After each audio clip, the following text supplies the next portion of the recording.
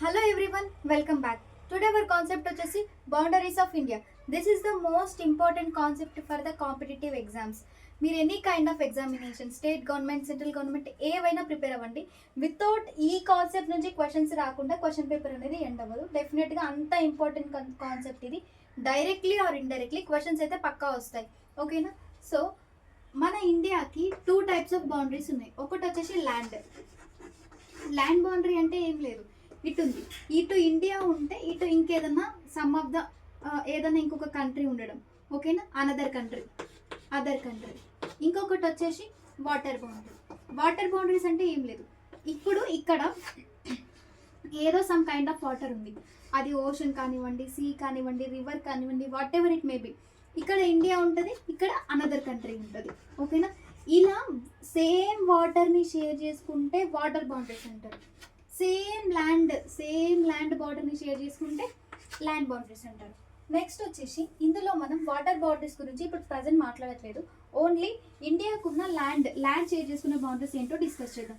Okay, Bangladesh is the highest. ఈ entire 7 countries ఇండియాతోని boundary share చేసుకుంటుంది. ఇవే మన నేబరింగ్ కంట్రీస్లో హైయెస్ట్ ల్యాండ్ షేర్ చేసుకునేది ఏంటి అంటే బంగ్లాదేశ్. 4096.6 ఉంటుంది, బట్ 0.6 అనేది నేను మెన్షన్ చేయలేదు. హైయెస్ట్ ల్యాండ్ షేర్ చేసుకునేది బంగ్లాదేశ్. లోయెస్ట్ చాలా తక్కువ షేర్ చేసుకునేది ఆఫ్ఘనిస్తాన్, 106 కిలోమీటర్స్ మాత్రమే. నేను కిలోమీటర్స్ వైజ్గా మెన్షన్ చేశాను. Bangladesh, China, Pakistan, Nepal, Myanmar, Bhutan and Afghanistan. ఈ 7 కంట్రీస్కి మన ఇండియాతో ల్యాండ్ బౌండరీ అనేది ఉంది. ఓకేనా?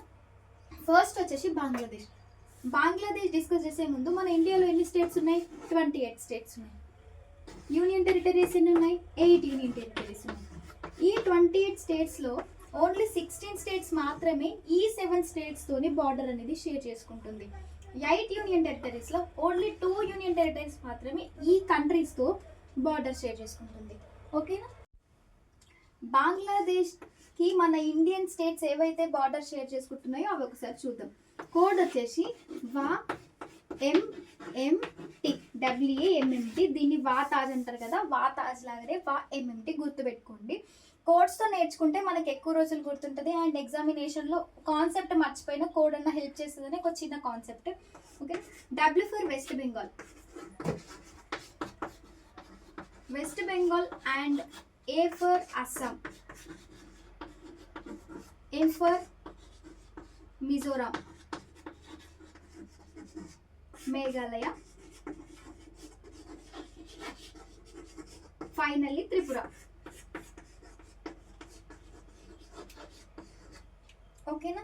యాక్చువల్గా మనకి అసలు బంగ్లాదేశ్ అనేది ఎలా ఉంది? ఇంతకుముందు బిఫోర్ 1947 బంగ్లాదేశ్ అనే కంట్రీనే లేదు.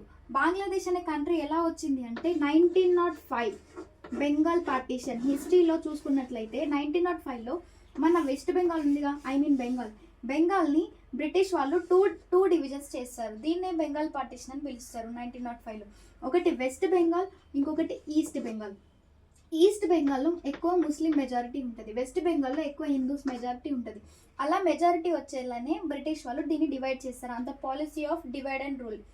ఈ డివిజన్లో ఈస్ట్ బెంగాల్ని మనం బంగ్లాదేశ్ అని పిలుస్తున్నాం. At present Bangladesh. ఈ డివిజన్ని 1911లో క్యాన్సిల్ చేస్తారు. తీసుకొచ్చిందేమో 1905లో, క్యాన్సిల్ చేసిందేమో 1911లో. ఇక్కడ వరకు అంతా బాగానే ఉంది. యాక్చువల్గా ఏమైంది అంటే 1947 ఇయర్ చూస్తే మనకు గుర్తు రావాల్సింది ఇండియాకి ఫ్రీడమ్ వచ్చిన ఇయర్. ఇదే ఇయర్లో ఈ 1947లో మనకి అండ్ పాకిస్తాన్కి అండ్ ఇండియాకి కలిపి ఫ్రీడమ్ ఇచ్చారు. ఎవరిచ్చారు? బ్రిటిష్ వాళ్ళు. ఈ టైంలో ఈస్ట్ బెంగాల్ ఏమని పిలుస్తున్నామన్నా బంగ్లాదేశ్. ఈ బంగ్లాదేశ్ని ఎవరికి ఇచ్చేసారు? ఎవరి హ్యాండ్ ఓవర్కి ఇచ్చేసారు? పాకిస్తాన్కి ఇచ్చేసారు. పాకిస్తాన్లోనేమో కంప్లీట్గా ఉర్దూ మాట్లాడే ముస్లిమ్స్ ఉంటారు, బంగ్లాదేశ్లోనేమో బెంగాలీ మాట్లాడే ముస్లిమ్స్ ఉంటారు. వాళ్ళకి ఎప్పుడు ఏదో ఒక గొడవలు జరుగుతూనే ఉండేవి. ఎకనామికల్గా కూడా పాకిస్తాన్ బంగ్లాదేశ్కి సపోర్ట్ అనేది చేయలేదు. ఇన్ఫ్రాస్ట్రక్చర్ డెవలప్ చేయడం, స్కూల్స్, ఫైనాన్షియల్గా ఇన్స్టెబిలిటీ అనేది ఉంది. బంగ్లాదేశ్ చాలా ప్రాబ్లమ్స్ ఫేస్ చేస్తూనే ఉంది. కానీ బంగ్లాదేశ్ ఇండిపెండెంట్ కంట్రీగా అవ్వడానికి చాలా ట్రై చేస్తుంది అప్పటికి పాకిస్తాన్తో. బట్ సింగిల్గా అది విన్ అవ్వలేకపోయింది. ఇండియా హెల్ప్ చేస్తుంది. 1971లో అప్పుడు మనకి ప్రైమ్ మినిస్టర్ ఇందిరాగాంధీ గారు హెల్ప్ చేస్తారు. హెల్ప్ చేసిన తర్వాత ఆ హెల్ప్తో ఆ వార్లో, పాకిస్తాన్కి ఇండియాకి జరిగిన వార్లో ఏం జరుగుతుంది అంటే ఇండిపెండెంట్ బంగ్లాదేశ్ అనేది వస్తుంది. బంగ్లాదేశ్కి ఎప్పుడు ఫ్రీడమ్ వచ్చింది? 1971లో with the help of India. ఇది గుర్తుపెట్టుకోండి. నెక్స్ట్ వచ్చేసి ఇప్పటివరకు బంగ్లాదేశ్ ఎలా వచ్చింది, ఎలా ఇండిపెండెంట్ అయిందో చూసాం కదా.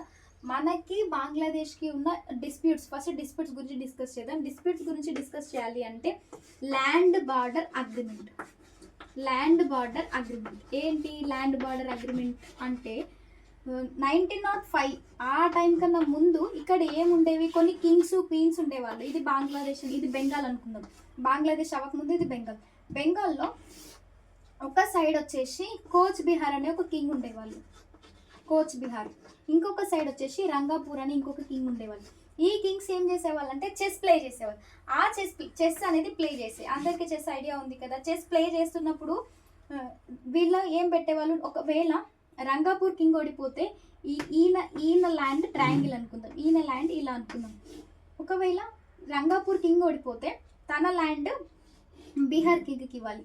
కోచ్ బిహార్ కింగ్ ఓడిపోతే ఇందులో ఉన్న కొంచెం ల్యాండ్ రంగాపూర్కి ఇవ్వాలి. ఇందులో ఒకరి దేశంలో ఇంకొకరి ల్యాండ్, ఇంకొకరి దేశంలో ఇంకొకరి ల్యాండ్ ఇలా ఉంది. ఇలా ఉండడాన్ని ఏమంటారంటే ఎక్స్క్లేవ్ అని పిలుస్తారు. ఎక్స్క్లేవ్. ఓకేనా? ఇక్కడ బార్డర్ మాత్రమే షేర్ చేసుకోవట్లేదు, బార్డర్తో సంబంధం లేకుండా బంగ్లాదేశ్లో ఆ డివిజన్లో ఏమైంది? ఇది బీహార్ వచ్చేసి కోచ్ బిహార్ కింగ్ వచ్చేసి ఇండియాలోకి వచ్చేసారు, రంగాపూర్ కింగ్ వచ్చేసి బంగ్లాదేశ్కి వచ్చేసారు. సో ఇప్పుడు ఇది ఇండియా అండ్ బంగ్లాదేశ్. ఇండియాకి సంబంధించిన ల్యాండ్ బంగ్లాదేశ్లో ఉంది, బంగ్లాదేశ్కి సంబంధించిన ల్యాండ్ ఇండియాలో ఉంది. ఈ ప్రాబ్లమ్ని బ్రిటిష్ వాళ్ళన్నా క్లియర్ చేసి ఇస్తారనుకుంటే వాళ్ళు కూడా క్లియర్ చేయలేరు. ఇది క్లియరెన్స్ అనేది లేదు. 1958 అరౌండ్ ఆ టైంలో ఏం జరిగిందంటే జవహర్లాల్ నెహ్రూ గారు ఈ ప్రాబ్లమ్ని క్లియర్ చేద్దామని చెప్పేసి పాకిస్తాన్లో ఉన్న ప్రైమ్ మినిస్టర్తో మాట్లాడి ఒక అగ్రిమెంట్ కూడా చేసుకుంటారు. ఏం అగ్రిమెంట్ అంటే నెహ్రూ నూన్ అగ్రిమెంట్. నెహ్రూ తెలుసు కదా, noon agreement. Nehru noon agreement అని పిలుస్తారు. అప్పటికి మనకు పాకిస్తాన్తో మంచి రిలేషన్ లేదు కాబట్టి ఈ అగ్రిమెంట్ అంతగా వర్క్ అవ్వలేదు. ఈ ప్రాబ్లమ్ని క్లియర్ చేయడానికి ఎలాంటి సోర్సెస్ లేవన్నమాట ఆ టైంలో. నెక్స్ట్ వచ్చేసి రీసెంట్గా 2015లో కాన్స్టిట్యూషనల్ అమెండ్మెంట్ యాక్ట్ 100 ఒక కాన్స్టిట్యూషనల్ అమెండ్మెంట్ యాక్ట్, రాజ్యాంగ సవరణలు అంటారు దీన్ని. పార్లమెంట్ ఒక చట్టం చేసి ల్యాండ్ బార్డర్ అగ్రిమెంట్ చేసుకుంది బంగ్లాదేశ్తో. ఆ అగ్రిమెంట్లో బంగ్లాదేశ్కి సంబంధించిన 17,000 ఎకరాల ల్యాండ్ని బంగ్లాదేశ్కి ఇండియా ఇచ్చేసింది. ఇండియాకి సంబంధించిన 7,000 ఎకరాల ల్యాండ్ని బంగ్లాదేశ్ ఇండియాకి ఇచ్చేసింది. ఈ అగ్రిమెంట్లో ఇండియాని ఒక 10,000 ఎకర్స్ ల్యాండ్ లాస్ అయింది. అయినప్పటికీ కూడా ఈ ఇష్యూ ఇయర్స్గా ఉంది. అక్కడున్న ప్రజలు, ఇక్కడ ఎక్స్క్లేవ్స్లో ఉన్న ప్రజలు, ఇప్పుడు మన ఇండియా వాళ్ళు బంగ్లాదేశ్లో ఉన్నారు, వాళ్ళకి డెవలప్మెంట్ చేయాలంటే అంత ఈజీగా పాసిబుల్ అవ్వదు. సో అక్కడి ప్రజలు ఇబ్బంది పడుతున్నారు, ఇక్కడి ప్రజలు ఇబ్బంది పడుతున్నారు. ప్లస్ బార్డర్ దాటి ఇన్నోసెంట్స్ వస్తున్నారా, మైగ్రెంట్స్ వస్తున్నారా, లేకపోతే డ్రగ్ సప్లైర్స్ వస్తున్నారా, ఎవరు వస్తున్నారు అనేది ఒక పెద్ద కన్ఫ్యూజన్గా ఉంది. ఈ ఇష్యూ అనేది 2015లో క్లియర్ అయింది.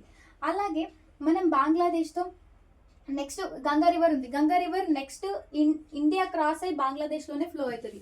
అక్కడ గంగా రివర్ని పద్మా రివర్ అని పిలుస్తారు. This is about Bangladesh. Okay, next వచ్చేసి చైనా గురించి చెప్పాల్సిన అవసరం లేదు. చైనాలో లార్జెస్ట్ డ్యామ్ ఉంది బ్రహ్మపుత్ర రివర్ పైన. బ్రహ్మపుత్ర రివర్ మనకి అండ్ చైనాకి, చైనా నుంచే ఇండియాకి వస్తుంది, టిబెట్ నుంచే ఇండియాకి వస్తుంది. ఇలాంటి చాలా మ్యాటర్స్ మనం చైనాలో డిస్కస్ చేస్తాం. చైనాకి మన ఇండియన్ స్టేట్స్ ఏమేమి బార్డర్ షేర్ చేసుకుంటున్నాయి చూద్దాం. దీనికి ఒక చిన్న స్టోరీ. అరుణ్ అనే అబ్బాయి మీ దగ్గరకు వచ్చాడు. వచ్చి ఏమడిగారు? చైనాకి ఎలా వెళ్ళాలి అని మిమ్మల్ని అడ్రస్ అడిగారు. మీరు ఏం చెప్తున్నారు? Arun left hand side U turn. చూడండి, అరుణ్ అంటే ఎవరు? ఇక్కడ అరుణాచల్ ప్రదేశ్. ఓకేనా? ఎల్ అంటే ఎవరు? లడాక్. ఎస్ అంటే ఎవరు? సిక్కిం. అండ్ యూ అంటే ఎవరు? ఉత్తరాఖండ్. హెచ్ అంటే ఎవరు? హిమాచల్ ప్రదేశ్. ఓకే, ఇటు సైడ్ చైనా ఉంది, ఇటు సైడ్ మన అరుణాచల్ ప్రదేశ్, లడాక్, సిక్కిం, ఉత్తరాఖండ్ అండ్ హిమాచల్ ప్రదేశ్ ఉన్నాయి. ఇలా ఒక ల్యాండ్ షేర్ చేసుకుంటారు. ఒక బార్డర్ అనేది చైనాతో షేర్ చేసుకున్న కంట్రీస్, స్టేట్స్ ఇవి. ఓకే, దీన్ని ఎలా గుర్తుపెట్టుకోవాలి? Arun left hand side U turn. ఇది గుర్తుపెట్టుకోండి. ఎట్ ప్రెజెంట్ డిస్ప్యూట్స్ ఏంటి? ఇప్పుడు డిస్ప్యూట్స్ ఏంటో చూద్దాం. చైనాతో మనకి ఎప్పటినుంచో డిస్ప్యూట్‌గా ఉన్న ఒక ఏరియా ఏంటి అంటే మనకి డిపో పాస్. మౌంటైన్స్ టాపిక్స్‌లో చూసుకున్నట్టయితే ఇది మనకి ట్రై జంక్షన్ పాయింట్ అన్నమాట. ఇక్కడ అరుణాచల్ ప్రదేశ్‌లో ఉంటది మన ఇండియాలో. ఇక్కడ చైనా, మయన్మార్. ఇక్కడి నుంచి ఈ ట్రై జంక్షన్ పాయింట్ ఎప్పుడు కాంట్రోవర్సీనే. ఎందుకు అంటే చైనా ఇది తనది అని క్లెయిమ్ చేయడానికి ట్రై చేస్తుంటది. ఆక్యుపై చేయడానికి ట్రై చేస్తుంటది. కాకపోతే ఇది ఇండియాకి సంబంధించిన ఒక pass. What is mean by pass? ఒక 2 మౌంటైన్స్. 2 మౌంటైన్స్ మధ్యలో ఒక రూట్ ఉంది అంటే దాన్ని పాస్ అంటారు. ఓకేనా? రైట్. Next Myanmar. మయన్మార్ నుంచి చైనా, చైనా టు ఇండియా ఎలాంటి కైండ్ ఆఫ్ ట్రేడింగ్ గాని, బిజినెస్ యాక్టివిటీస్ కానీ, ఎక్స్‌చేంజ్, ఇన్‌చేంజ్ ఏవైనా ఈ రూట్‌లోనే ఈజీగా జరుగుతది. ఇది ఎప్పుడు మనకి కాంట్రోవర్సీగానే ఉంటది. నెక్స్ట్ వచ్చేసి Brahmaputra river. Brahmaputra river origin టిబెట్‌లో జరుగుతది. టిబెట్‌లో జరిగిన తర్వాత నాంచా బర్వా అనే ఒక మౌంటైన్ నుంచి అరుణాచల్ ప్రదేశ్‌లోకి ఎంట్రీ ఇస్తది. ఈ బ్రహ్మపుత్ర రివర్ పైన చైనా వాళ్ళు డ్యామ్స్ కట్టడం, మన వాళ్ళు దాన్ని వద్దనడం, ఇలాంటి కొన్ని కాంట్రోవర్సీ డిస్కషన్స్ అనేవి జరిగాయి. ఇది సెకండ్. సెకండ్ డిస్ప్యూట్ ఏంటి? Brahmaputra. And one more dispute వచ్చేసి మనకి 1962లో చైనాతో వార్ అయింది. ఆ టైంలో ఇండియాలో ఎమర్జెన్సీ కూడా ఉంది. అప్పుడున్న ఎమర్జెన్సీ ఏంటి?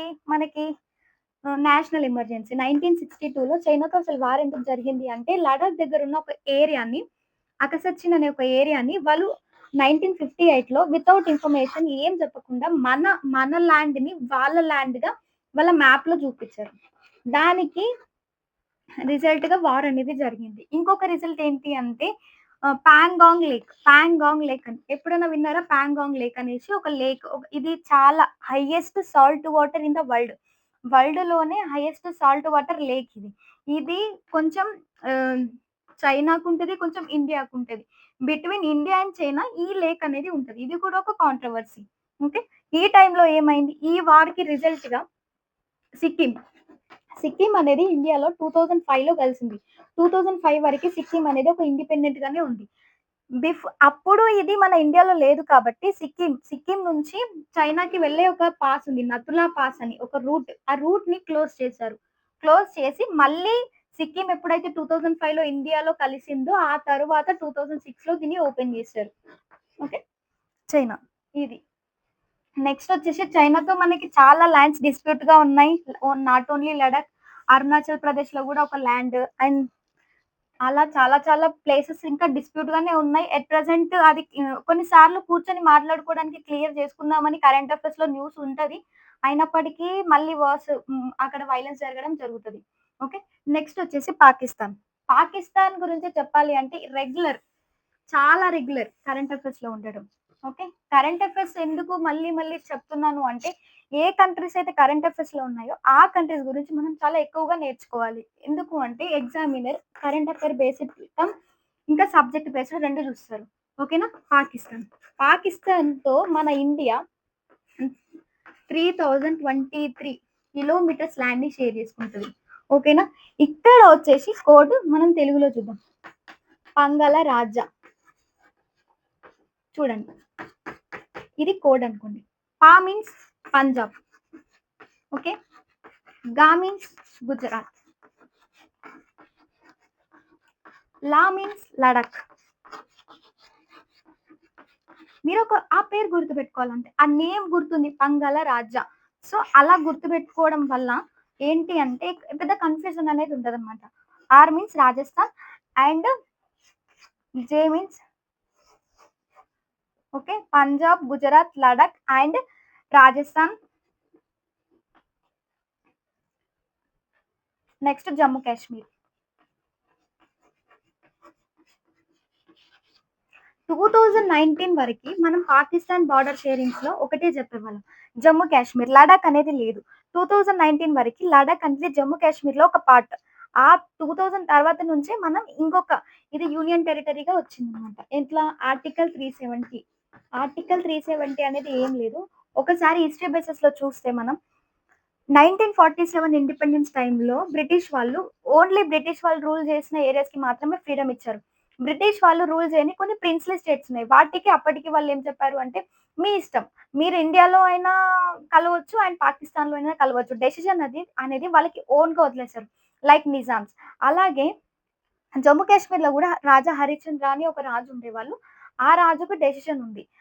తనేమనుకున్నారు, ఎక్కడ కలవకుండా ఇండిపెండెంట్ కింగ్‌డమ్‌గానే ఉందామని అనుకున్నారు. కాకపోతే ఆ టైమ్ సిట్యుయేషన్స్‌లో పాకిస్తాన్ అడ్వాన్స్‌డ్‌గానే జమ్మూ కాశ్మీర్‌ని ఒక పార్ట్ ఇప్పుడు జమ్మూ కాశ్మీర్ అంటే ఇక్కడి వరకి 70% ఆఫ్ ద జమ్మూ కాశ్మీర్‌ని ఆక్యుపై చేసింది. ఆ తర్వాత రాజా హరిశ్చంద్ర ఏం చేశారు, వచ్చి జవహర్లాల్ నెహ్రూ గారిని హెల్ప్ అడిగారు. పాకిస్తాన్ మా పైన దాడి చేస్తుంది. మమ్మల్ని ఆక్రమించుకుంటుంది. మీరు హెల్ప్ చేయండి అంటే అప్పుడు జవహర్లాల్ నెహ్రూ గారు రెస్పాండ్ అయ్యి ఇక్కడి వరకున్న ఆర్మీని 30% వరకి వెనక్కి తరిమి కొట్టారు పాకిస్తాన్ ఆర్మీని. ఈ 30% కూడా క్లియర్ అయిపోయేది. బట్ అప్పటికి ఏం జరిగింది అంటే ఏమైందో జవహర్లాల్ నెహ్రూ గారిని ఎవరు మిస్‌గైడ్ చేసారో తెలీదు. తనంతట తనెళ్లి యూఎన్ఓలో కంప్లెయింట్ చేసాడు. ఆ కంప్లెయింట్ వల్ల ఆ ఆర్గనైజేషన్ ఇన్వాల్వ్ అయ్యి, ఈ వార్‌ని ఇక్కడితో ఆపండి. మీరు ఇది మనం కూర్చొని సాల్వ్ చేద్దామని యూఎన్ఓ చెప్పింది. అయినప్పటికీ ఇండియా ఆర్మీ ఇక్కడే ఉంది. పాకిస్తాన్ ఆర్మీ ఇక్కడే ఉంది. ఇప్పటికి ఇష్యూ అలాగే ఉంది. దీన్ని మనం పాకిస్తాన్ పీఓకే పాకిస్తాన్ ఆక్యుపైడ్ కాశ్మీర్ అని పిలుస్తాం. ఓకేనా? సో, ఇలాంటి డిస్ప్యూట్స్ చాలా ఉన్నాయి. ఆ టైంలో ఇప్పుడు రాజా హరిశ్చంద్ర గారు మన తన జమ్మూ కాశ్మీర్‌ని ఇండియాలో కలపడానికి ఒప్పుకున్నారు. ఒప్పుకున్నప్పుడు ఒక ఒక చెప్పారనమాట. ఒక కండిషన్. ఏంటి కండిషన్ అంటే, అన్ని స్టేట్స్ లాగా జమ్మూ కాశ్మీర్‌ని డీల్ చేయొద్దు. జమ్మూ కాశ్మీర్‌కి ఒక స్పెషల్ స్టేటస్ కావాలని అడిగారు. ఆ స్పెషల్ స్టేటస్ ప్రకారమే ఆర్టికల్ 370 అనేది క్రియేట్ అయింది. ఆర్టికల్ 370 అంటే ఏం లేదు. Separate constitution. మన అందరికి ఇప్పుడు మిగతా స్టేట్స్‌లో ఉన్న రూల్స్ అండ్ రెగ్యులేషన్స్ అక్కడ వర్కౌట్ అవ్వవు. అక్కడ వాళ్ళకంటూ సొంత కాన్స్టిట్యూషన్ ఉంటది. ఓకేనా?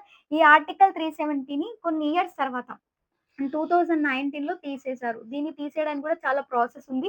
ఆ ప్రాసెస్ గురించి మనం పాలిటీలో డిస్కస్ చేద్దాం. ఓకే. ఇది గుర్తుపెట్టుకోండి. పంగల రాజా, పంజాబ్, గుజరాత్, లడఖ్, హ్మ్, Rajasthan, Jammu Kashmir. Is it clear? మనం స్టేట్స్ పక్కకు గుర్తుపెట్టుకోవాలి. ఎందుకంటే మ్యాచ్ ద ఫాలోయింగ్స్‌లో నన్ను అడగొచ్చు. ఇంకా ఎలాగైనా అడగొచ్చు. క్వెషన్ డైరెక్ట్‌లీ, ఇండైరెక్ట్‌లీ మనం ఎక్స్‌పెక్ట్ చేయడానికి లేదు. ఫస్ట్ డిస్ప్యూట్స్ చేద్దాం. ఐబీఎల్ అంటే ఇంటర్నేషనల్ బార్డర్ లైన్. ఇది ఎక్కడి నుంచుంది? పంజాబ్‌లో ఉన్న మాదాపూర్ నుంచి జమ్మూ కాశ్మీర్, జమ్మూలో ఉన్న సంగం వరకి ఒక లైన్ అనేది ఉంటది.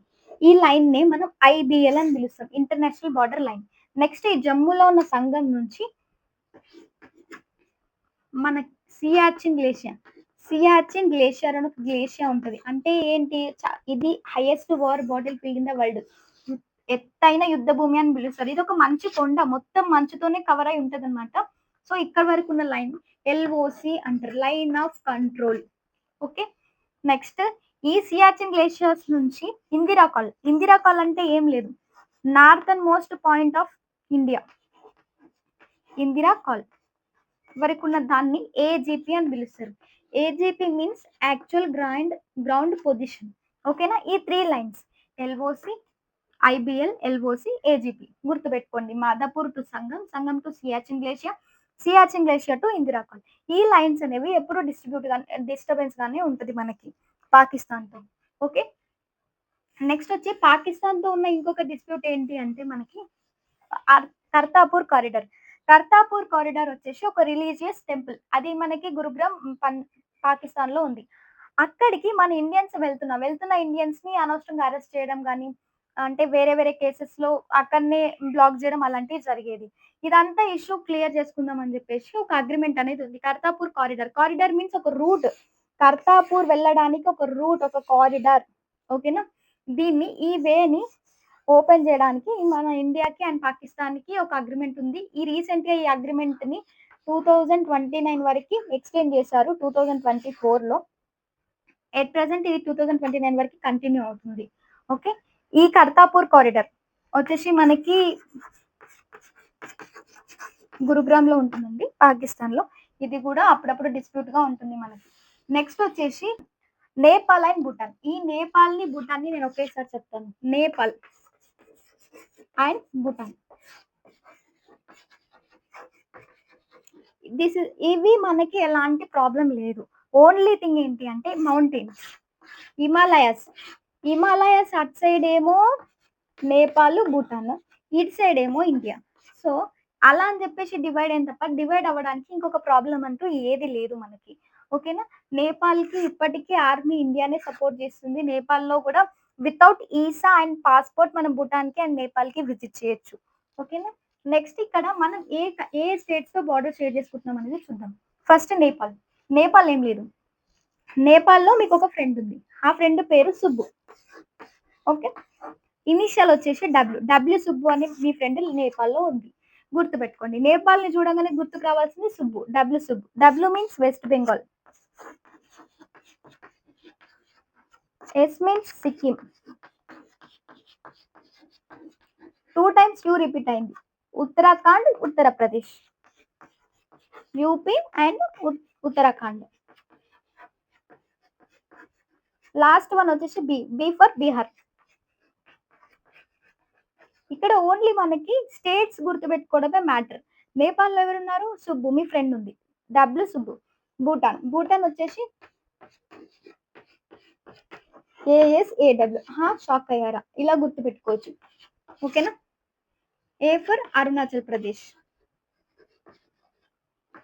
ఏ for Assam. 2 times A repeat అయింది. S for Sikkim.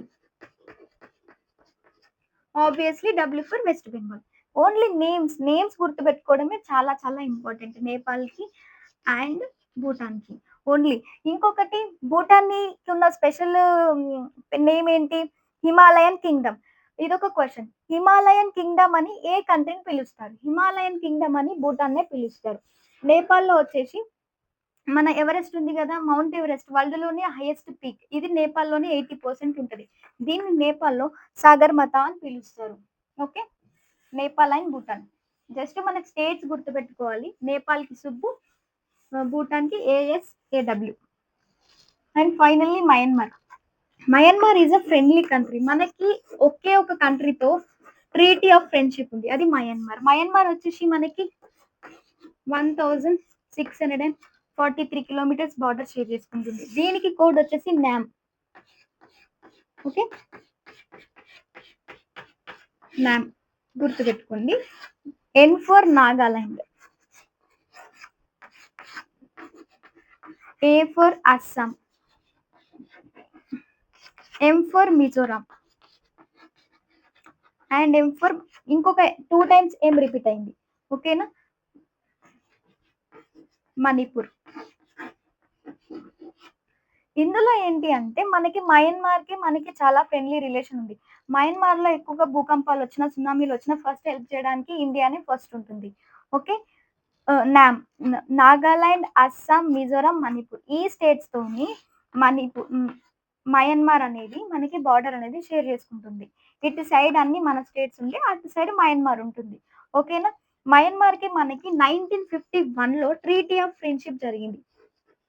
మళ్ళీ మయన్మార్‌కి మనకి రావడానికి, పోవడానికి రూట్స్ క్లియర్‌గా లేవని చెప్పేసి రీసెంట్‌గా road construction, sea route, water route అన్ని రూట్స్ కన్‌స్ట్రక్ట్ చేయడానికి ఇండియా గవర్నమెంట్ ప్లాన్ కూడా చేస్తుంది. Finally Afghanistan. Afghanistan is the smallest neighbouring country. మనకి చాలా ల్యాండ్ బౌండరీ తక్కువగా షేర్ చేసుకునేది కంట్రీ ఏంటి అంటే ఆఫ్ఘనిస్తాన్. ఆఫ్ఘనిస్తాన్ ఓన్లీ లడఖ్‌తోని మాత్రమే బార్డర్ అనేది షేర్ చేసుకుంటుంది. ఓకేనా? 106 కిలోమీటర్స్. ఇది కూడా చాలా important. Bangladesh highest, lowest Afghanistan.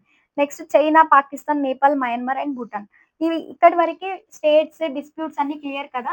ఇంకొన్ని ఏంటి అంటే బార్డర్స్‌కి కొన్ని నేమ్స్ ఉన్నాయి. ఏంటా నేమ్స్ చూద్దాం. పాకిస్తాన్‌కి అండ్ ఇండియాకి. నెక్స్ట్ పాకిస్తాన్‌కి, ఆఫ్ఘనిస్తాన్‌కి. హ్మ్. అండ్ నెక్స్ట్ వచ్చేసి చైనాకి, ఇండియాకి. ఈ బార్డర్స్‌కి నేమ్స్ ఉన్నాయి. కొన్ని స్పెషల్ నేమ్స్ అనేవి ప్రొవైడ్ చేశారు. ఫస్ట్ పాకిస్తాన్ చూద్దాం. పాకిస్తాన్‌కి, ఇండియాకున్న నేమ్ వచ్చేసి రెడ్ క్లిఫ్. దీన్ని రెడ్ క్లిఫ్ అంటారు. రెడ్ క్లిఫ్ అనే నేమ్ ఎలా వచ్చింది? ఇండియాకి, పాకిస్తాన్‌కి మధ్యలో ఉన్న ఒక బార్డర్‌కి ఈ పేరు పెట్టడానికి ఒక స్టోరీ ఉంది. ఏం లేదు. 1947లో ఇండియా అండ్ పాకిస్తాన్ విడిపోయినప్పుడు బ్రిటిష్ అనేది పాకిస్తాన్‌కి సెపరేట్‌గా యాస్ వెల్ యాస్ ఇండియాకి సెపరేట్‌గా ఫ్రీడమ్ ఇచ్చారు కదా! ఫ్రీడమ్ ఇచ్చినప్పుడు ఒక కన్‌ఫ్యూజన్ వచ్చింది. ఏంటా కన్‌ఫ్యూజన్? మరి ఈ ఉన్న ఏరియాస్‌లో ఏ ఏరియా పాకిస్తాన్‌కి ఇవ్వాలి? ఏ ఏరియా ఇండియాకి ఇవ్వాలనేది మేజర్ కన్‌ఫ్యూజన్. అందుకని జెప్పేసి ఆ లాస్ట్ హెడ్ ఎవరు మనకు? మౌంట్ బాటన్. మౌంట్ బాటన్ గారు ఒక ప్లాన్ ఆలోచించారు. ఇండియా గురించి, పాకిస్తాన్ గురించి ఎవరికైతే ఏం తెలీదు. ఏం అవేర్‌నెస్ లేని ఒక పర్సన్‌తో బార్డర్స్ అనేది గీయించాలి. అంటే బార్డర్స్ అనేది డిజైన్ చేపించాలి. అప్పుడు ఎవరికీ అన్యాయం జరగదు. ఎవరైనా తెలిసిన పర్సన్ అయితే ఐదర్ పాకిస్తాన్‌కైనా ఫేవర్‌గా ఉంటారు. లేదంటే ఇండియాకైనా ఫేవర్‌గా ఉంటారని చెప్పేసి ఆలోచించి రాట్‌క్లిఫ్ అనే ఒక పర్సన్‌ని కలిసి తనతో బార్డర్ అనేది ఇండియాకి, పాకిస్తాన్‌కి బార్డర్ మ్యాప్స్ అనేది తనతో చేయించారనమాట. అందుకని చెప్పేసి ఆ గుర్తుగా రాట్‌క్లిఫ్ అని నేమ్ పెట్టుకున్నాం. నెక్స్ట్ పాకిస్తాన్‌కి, ఆఫ్ఘనిస్తాన్‌కి మనం డురాండ్ లైన్ అని పిలుస్తాం. బార్డర్ పేరు. బౌండరీ పేరు. చైనాకి, ఇండియాకి మెక్‌మోహన్. ఓకేనా? ఇవి గుర్తుపెట్టుకోండి. పాకిస్తాన్‌కి, ఇండియాకి ఏమని పిలుస్తారు? పాకిస్తాన్‌కి, ఆఫ్ఘనిస్తాన్‌కి ఏం పిలుస్తారు? చైనాకి, ఇండియాకి ఏం పిలుస్తారు? Ratcliffe, Durand line, MC Mohan. ఇది చాలా చాలా ఇంపార్టెంట్. ఇవి గుర్తుపెట్టుకోవడం. ఇంకొక చిన్న పాయింట్ పంజాబ్. మన పంజాబ్ నుంచి పాకిస్తాన్‌కి ఒక బార్డర్ ఉంది. పంజాబ్ టు పాకిస్తాన్. ఇ ఇక్కడ గూడా ఒక స్పెషల్ నేమ్ ఉంది. పంజాబ్‌లో నుంచి పాకిస్తాన్‌కున్న దాన్ని వాఘా బార్డర్ అంటారు. హ్మ్. Wagah border. Attari village Amritsar district last పాకిస్తాన్‌కి ఇంకా. రాజస్థాన్‌లో ఉన్న మనాబో విలేజ్ లాస్ట్. ఇవి borders and bordering states and bordering countries.